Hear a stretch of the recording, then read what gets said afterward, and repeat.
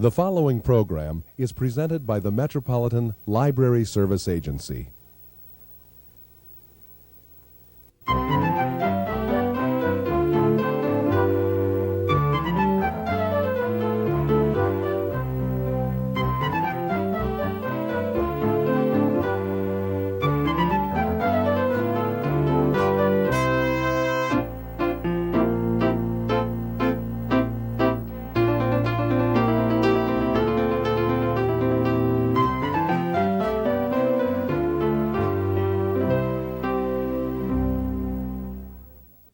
Hello, welcome to All About Kids, a program focusing on the interests of children and young people and some of the issues affecting them. Our guests today, Hennepin County Attorney Mike Freeman and Assistant County Attorney Janet Wiig, will be talking about their office's Targeted Early Intervention Program. This program is designed to meet the needs of young children under the age of 10 whose behavior indicates that they're at serious risk of future delinquent behavior. The program intends to develop standards and ways of intervening with these kids now to prevent future crime. Mike and Janet, it's a pleasure to have you here today on All About Kids. And the topic of our discussion is one that we hear all over the media, newspapers and TV.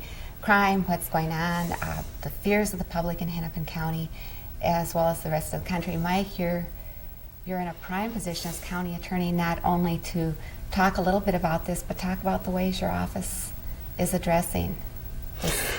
Well, Gretchen, what we really see is that the crime rate overall is dropping, although Minneapolis is having some real problems with homicides this year. What is increasing is juvenile crime. More crime, more violent, younger kids. And it seems to me those of us in the county attorney's office, if we merely prosecute the wrongdoers, we're not doing all the job we ought to do. And that's the question of what can we do in terms of meaningful crime prevention, and particularly crime prevention focused on our youth. Has your office taken a look at the reason for why younger children are becoming involved in these violent? There's lots and lots of reasons. Less structure in the home, less hope, more freedom, more violence on television, less ties to the community, less involvement of parents. Many parents, both of them are working full-time and it's hard. Some more single-parent families. That's not to say a single-parent family can't be a wonderful, strong, supportive family. They can, but it's harder. And the demands in kids are just a lot tougher. I'm blessed. I have twin daughters who are 12 and a boy that's 10. They're forced to grow up faster, faced with more tough choices than I ever was as a kid growing up in Minneapolis in the 50s. Well, as the county attorney, you're considered sort of the county's chief prosecutor, but yet, despite your concerns about the crime rate increasing and juveniles, you've actually introduced some really interesting changes and innovations in the office. You've brought in Janet Wiig, who has quite an incredible background in child advocacy issues, as well, I think, as a law degree, right? and you're taking some real action in a way that I think is probably quite unique among county attorneys' offices in the country. Well, Janet's been real helpful in our truancy efforts and our curfew efforts and our interventions and for delinquents under 10. Janet and I want to talk maybe first with you a little bit about truancy. From my perspective, we find that young people who get involved in delinquent acts, criminal acts if they were adults, almost all have a history of truancy ahead of time. That's what the research has shown. That's right. You're making decisions based on actual facts and research. That's right. In fact, one study illustrates that next to burglary, truancy is the second highest predictor of future delinquency. So when we realized this, and we also had some invitations, if not strong requests from the school, that we take a look at what we could do in the county system to try to back up the school's efforts to keep kids in school. So we decided to focus on the elementary truants, a group that no one had spent a lot of time looking at before.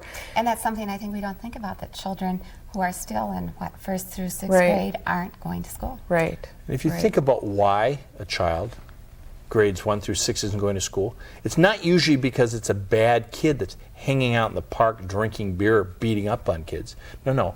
Mom or dad didn't get them up. There's not a premium on school. The school system may not be reaching out to them. It's not usually the kid's fault. And so the program that Janet helped us put together really focused on the reasons why that young person didn't go to school. Give those kids a priority in the court system and in the social service system. And Janet, I think the Children and Family Services has really responded to some of our needs for elementary truants. They really have.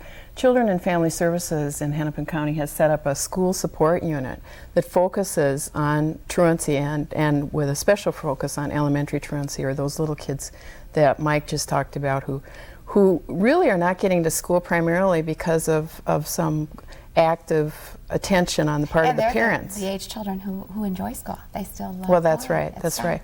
And we worry because children who are missing, as we see, 30 to 40 days of school in their first or second grade, by the time they've reached the 6th grade, they've missed an entire school year. It's almost impossible to ever catch up again if there isn't some attention to get them back to school. And I think some of the studies that I've read from your office indicate that older kids, teenagers and young adults who are in the justice system have a pattern of truancy and delinquency that stems back to the time that they were 6 or 7 or 8 years old.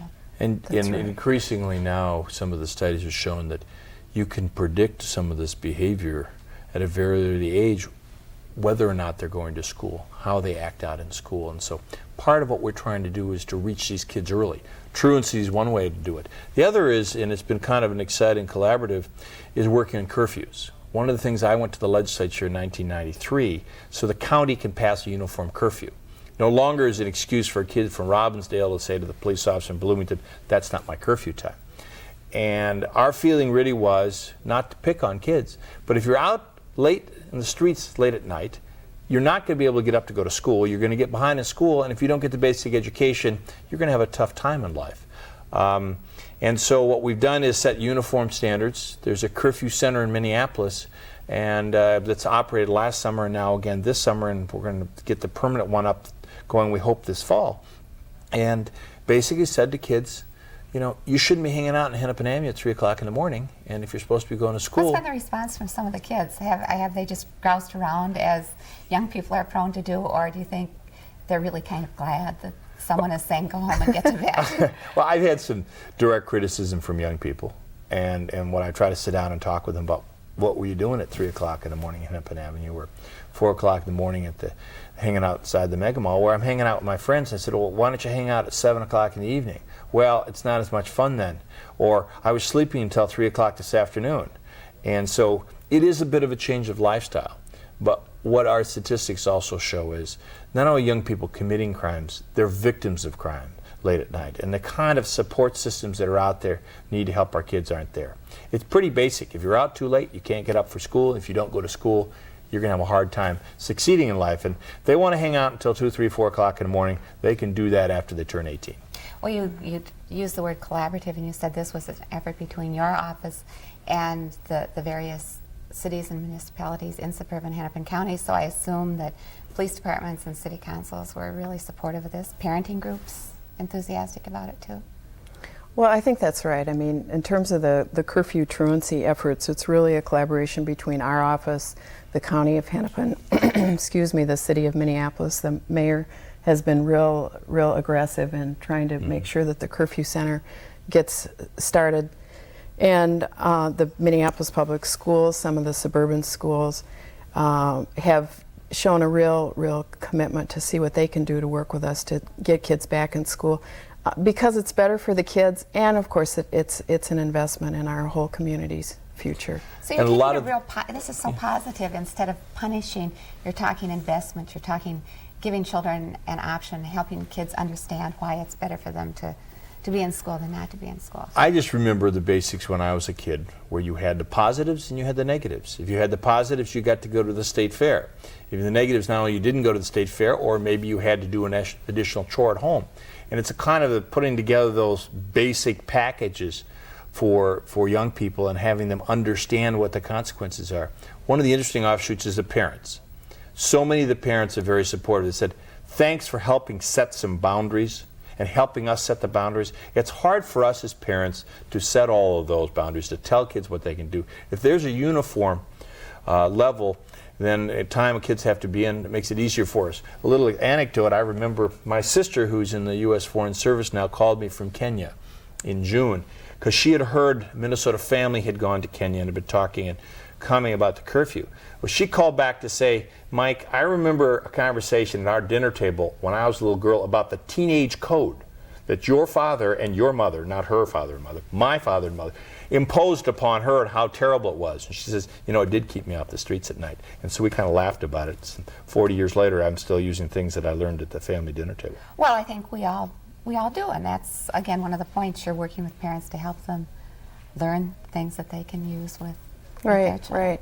I think one of the things that the school support unit in Children and Family Services has found in Hennepin County is that they're able to engage parents better in some ways when they engage them around their child's success in school than they are if they're just looking at what some of the other conditions are in the home that could have contributed to that school, chronic school absenteeism. Many of these kids are living in families that you'd have to characterize as chronically neglectful families.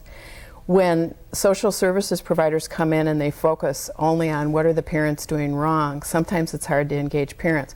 When they get the parents turned into saying, what is it that we can work on together to make sure your child has success in school, they get a better response from the parents too. So it's well, and I know from working with you in the past, Janet, parents love their children. They want to do the best for their children, and it's sort of a community responsibility to give parents some of those tools and strategies. Well, one of the great things the schools do, and the burdens are very high, is they identify a particular problem that a child might have that the parent isn't aware of.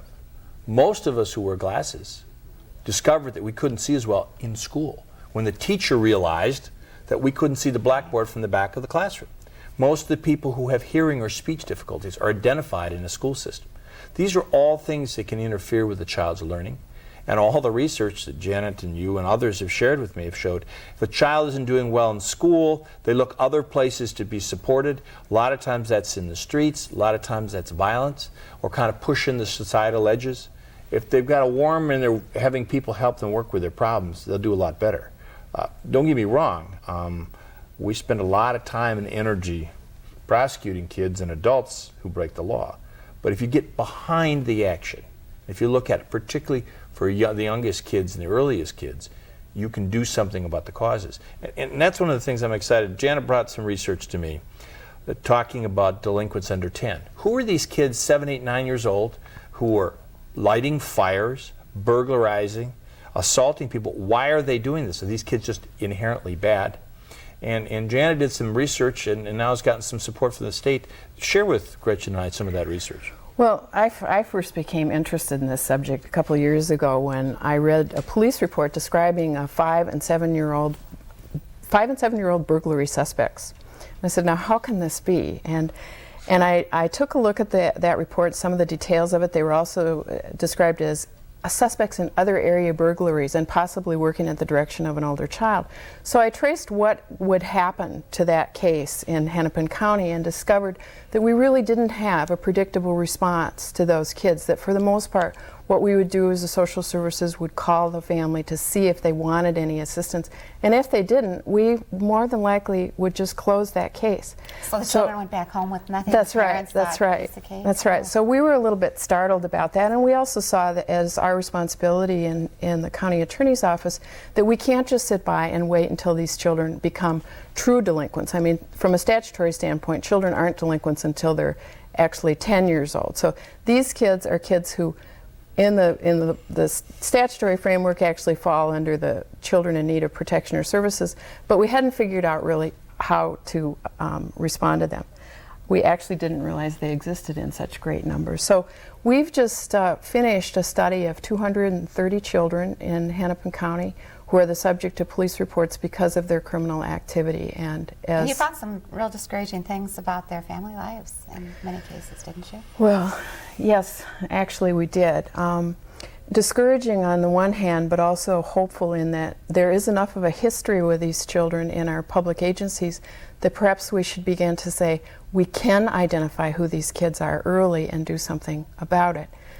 The children, 85% of the children in our Hennepin data set have a history of services being provided to the family from Children and Family Services in Hennepin County. Multiple contacts with the families, many have multiple child protection reports and multiple attempts to intervene to correct the conditions and the behaviors that we think are behind some of these kids' criminal And other predictors acts. on that really have shown that often their parents have been involved in criminal activity. Often it's a poverty situation or a near poverty situation. And what I think Janet's research, and she's taken that research and now worked at the legislature in Hennepin County, now has a grant to begin to further study how can we intervene more positively in these kids' lives early. I mean, you talk to teachers, a lot of teachers say little Johnny in the first grade, you could kind of predict that little Johnny was going to have some problems. Let's take some of the wisdom of those teachers and let's intervene positively in the family. Let's not just open a file and then close it, open it and close it, merely around a series of incidents. Let's try to get in there and get involved. Now, people have said to me, gosh, that's expensive and we can't afford to do that. Well, we also know that when we see a juvenile the third time in the delinquency system, 95% chance we're going to see him a fourth time. And what we're really looking at with some of these kids then is $30,000 a year when they're sent to St. Cloud or Sauk Center or Stillwater. And so let's invest some money now. It's a little bit like you spend some money, a little money now or pay me later. But this isn't a product. This isn't an automobile. This isn't an oil filter. These are kids. These are kids in which I think we have a responsibility as a society to invest in them. And even if we don't want to be that generous, we have an obligation to save ourselves some money down the road, because prison's a heck of a lot more expensive than spending some time now. Right, right. That's absolutely the case. And one of the other things that I think we've observed is that it's beyond pay now or pay later. We are paying so much for some of these families now. If you add up the costs of, say, 15 to 20 contacts the families had with the Public Children's Services Agency, maybe one of the older siblings, 50% of the children had older siblings who are actually in the formal delinquency system. 62%, without knowing who half of the fathers are, 62% of the parents had a criminal history. If you add up all of those public costs, many of those families are costing us tens and hundreds of thousands of dollars already. So we need to figure out, and instead of saying, okay, we don't have exactly the right service for these kids now, we need to figure out how we can turn some of those dollars around to a more productive early intervention. So you're doing actually exactly what the citizens, the taxpayers, the voters are saying.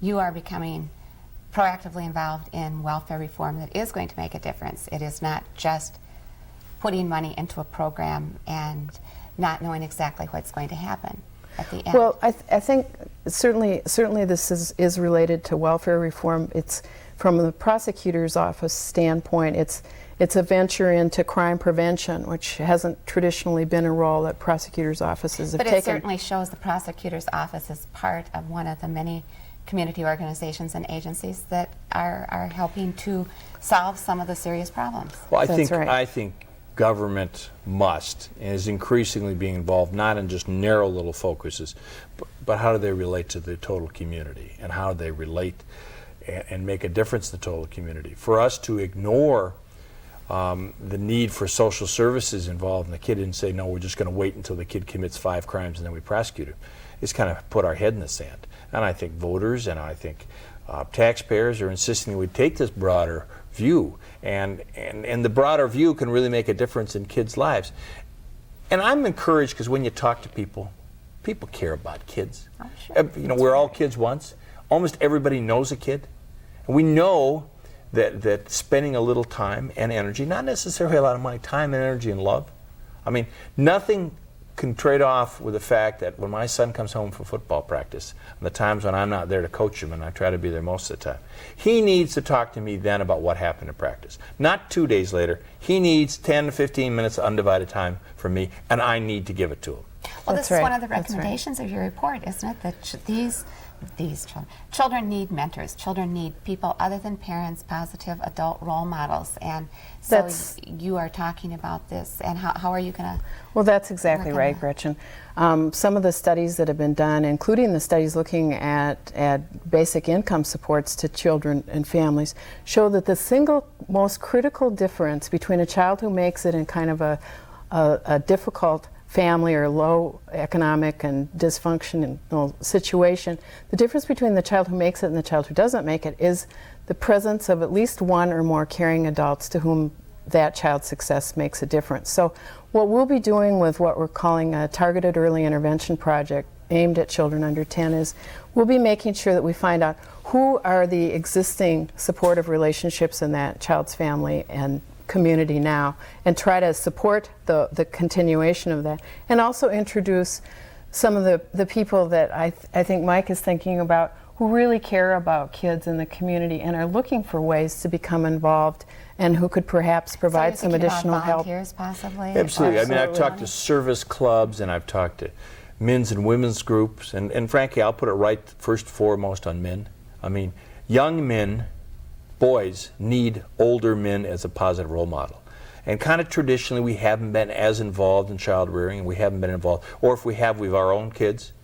That simply isn't enough. When I go talk to Kiwanians, or I talk to Rotarians, or I talk to church groups, the men's heads come up, and they nod, and they know, and they want to invest not only in their own kids. That's the coaching. That's the computer clubs. That's the Boy Scout leader.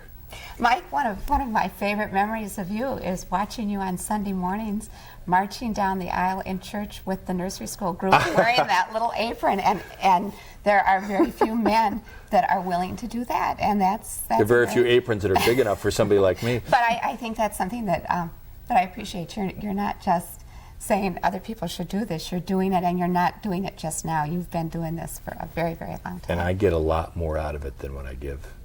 I really do, and that's the exciting part about it. Well, we've tried to, and the response in the community has been good. The Downtown Business Council has been helping us on some of our work on the Truancy Curfew Center. The city has been involved. The cops have been great. They've really understood that the first line of diversion is the cops talking and dealing with these kids fairly and appropriately, that they have an opportunity to build a role model. I know there's a good deal of work about expanding police athletic leagues in the city of Minneapolis, some positive interaction with police. I think cops in schools and different things can make a lot of difference. I guess the big picture, what I'm trying to say, Gretchen, is crime prevention is really increasingly working with our children now. That's going to cut crime rates down in the future. We think it's more cost effective and better than building a whole lot more prisons. Now, we have to have prisons, and we have to have prosecutors and courts. There are some people that just are bad. And there are some people who won't learn from one or two experiences in the system. We have to have places to put them there, and put them there for a long period of time. And we do that. And this state has more honesty in its sentencing than almost any state in the nation. And you get a 30-year sentence here, you get a 30-year sentence. But before we get all gung-ho and macho about this, carving niches in our guns, let's look at where the next wave of crime is coming. And it's coming from our kids. And so if we do these, and particularly, as Janet said, targeted early intervention, let's use our dollars in a smart way. It's not merely open files and close them and send somebody out once to look at. Let's really talk, what's with this kid? What's with this family? Right. And one size doesn't fit all. This isn't like tube socks where you get from size 8 to 13. Sometimes very specialized services will be required. So you'll obviously then be, you mentioned before, working closely with Hennepin County Family and Children's Services, and I expect that this cooperation and collaboration will continue. Right, absolutely. You're working also with the Department of Human Services at the state level. Right, and the Department of Public Safety. We have a work group that's been looking at the initial study that we've done and also helping to plan the new program. I think one of the things that happened this year at the legislature was hearing mostly bad news about what was happening, and also was presented the last 2 years with programs, everything from basic reading programs, which I know are important, but a lot of what we'd call primary prevention programs, which everybody said, well, does that really prove that's going to be crime prevention? We said to the legislature, there is a group of children that can be identified early in the public child welfare system who are more likely than not to end up in the criminal justice system, in the delinquency system first and then criminal justice. And we think we can do something different than what we've been doing in the past. And so we were very fortunate to be able to get some support this year for the next 2 years to do this targeted early intervention, which will be focused on children under the age of 10 whose behaviors indicate they're at high risk of future delinquency. And 2 subgroups will be elementary truants and delinquents under 10. So 75 kids, and we're determined to do something that makes a difference for those kids, and also build the kind of non-traditional community and corporate support to stay with these kids for a lot longer than the 2 years that the initial funding You know, in a provided. legislative session in which money for almost anything new didn't come through, I mean, the legislature passed, but the governor vetoed truancy money and curfew money.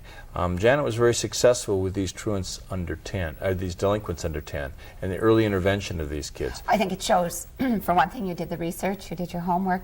It's a common sense sort of thing. We can't just bring our hands, we can't just scream and cry, we can't blame and criticize. Positive steps. And we can't just wait when we see families who child after child are ending up in our delinquency system. We need to be smarter about what we're doing and how we're spending our money. Well, certainly this is a program that it will be successful. It will be expanded and replicated, I would imagine, and serve as a model for other county prosecutors throughout the country.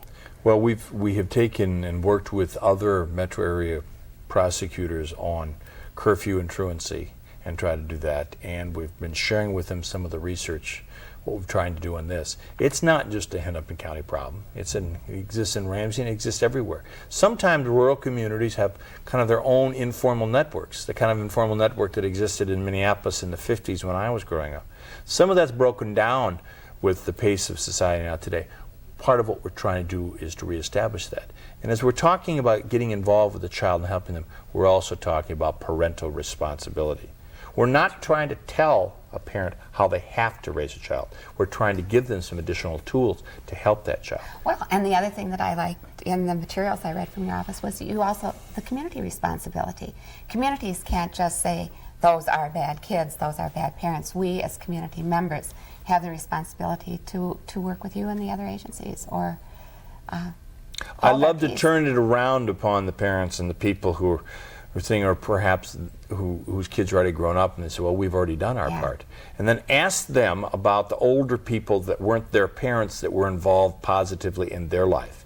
And you hear about the teacher and the coach and the Girl or Boy Scout leader, or just the person down the street who was a stamp collector who had you over for 10 Saturday afternoons in a row to teach you about stamps. Even if you're not a collector today, they gave a piece of themselves. And I think that's what a lot of our... And they showed right. that you as a child, as an individual, were important. Yeah. And I've been encouraged by the conversations that I've had with people who traditionally haven't been involved in excuse me, working with this population. I think that people are beginning to recognize that this is everybody's problem, that there is no way to ignore what the effects are on society, and it touches everybody. And I've seen some people talk about extending themselves in ways personally beyond what they've done before.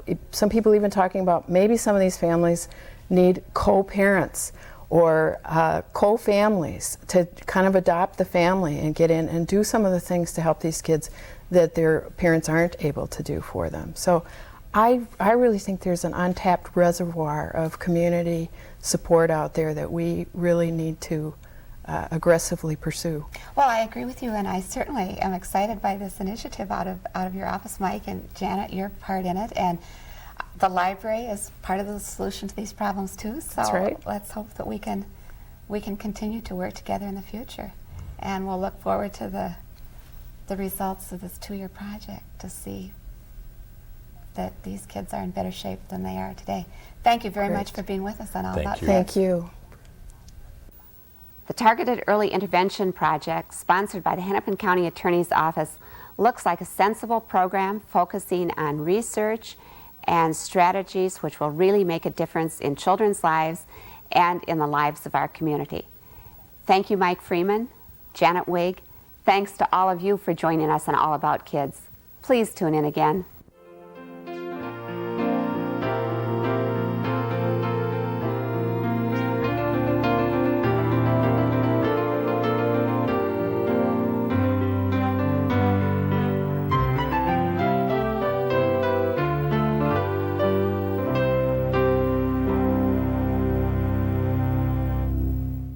This has been a presentation of Hennepin County Library in conjunction with the Twin Cities Metropolitan Library Service Agency.